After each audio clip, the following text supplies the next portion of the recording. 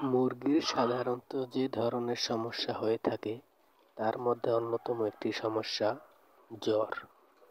মুরগির জ্বর বুঝতে হলে মুরগির পাখনার নিচে হাত দিয়ে দেখতে হবে।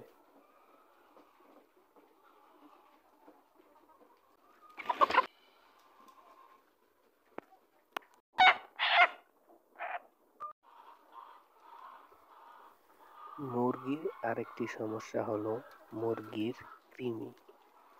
মুরগির কৃমি হয়েছে কিনা মুরগির ডিম দেখেই বোঝা যায়।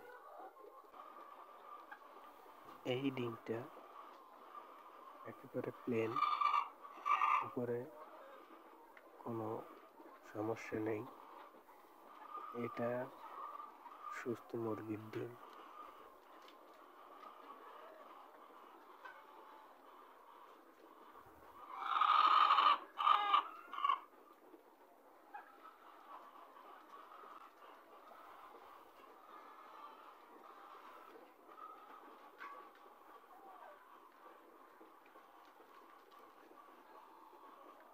এই ডিমটার উপরটা দেখুন কেমন একটা ফোস্কার মতো পড়েছে।